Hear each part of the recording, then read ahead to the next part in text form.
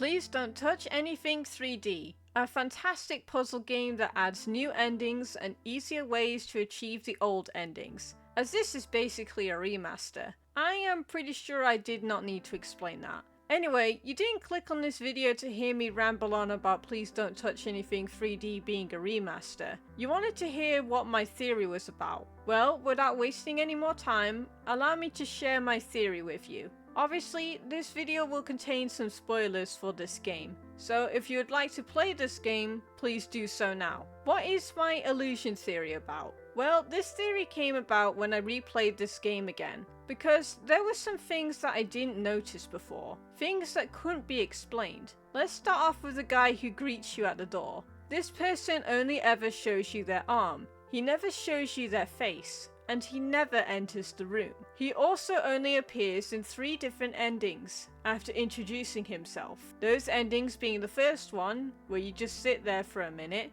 the ending where you put all the trash in the bin, and the last ending where you've gotten all of the posters. The weird thing about him is, you can trigger the waiting ending and the trash ending as many times as you like, and the man will always appear and repeat his dialogue over and over. He doesn't seem to notice that he's repeating himself, nor does he call you out on it. You may think that is because you're hitting the reset button, and that is why the man can't remember, but I don't think the reset button is resetting the world outside. It's only resetting the room that you're in. Why do I believe this? Well, it's because none of the endings are actually happening.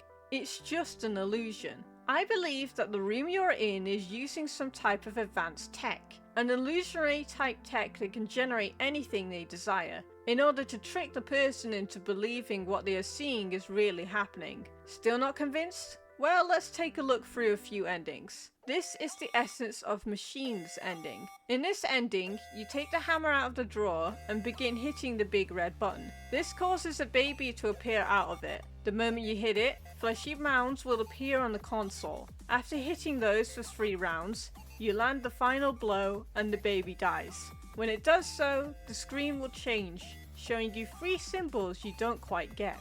Now, if this was truly the essence of the machine, wouldn't it cease functioning right here? Wouldn't it have prevented you from flipping the restart lever? The simple fact that it doesn't should tell you everything. But this is still not enough. Let's cover some more endings. Welcome to the Illuminati ending. You get this one after smashing the screen in front of you and pressing the question mark. When you do so, the ever mysterious Illuminati will show up. But it's not the only thing that shows up here as well. The reset lever is here with you too, and when you flip it, the pyramid vanishes. Are you beginning to see why I think that all of this is nothing but an illusion? The only thing that does stay after each ending is the posters. Why is that? Well, considering that the room you're in is nothing but a test chamber, designed to see if people can resist the urge to press that shiny red button, they needed to give the person inside a way to remember what they've done already. And that is where the posters come in. Using their technology,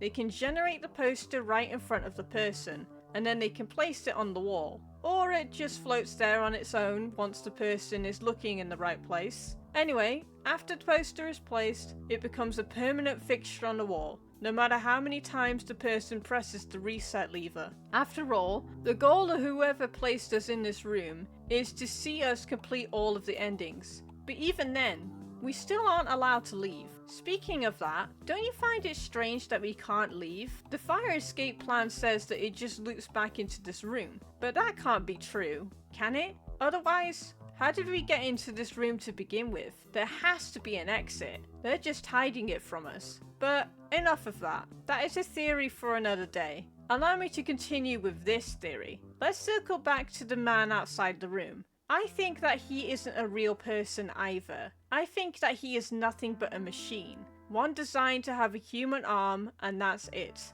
After all, it's not like you can see the rest of him, because you can't seem to ever get out of that chair you're in, which is another oddity here, but I won't go into detail about it.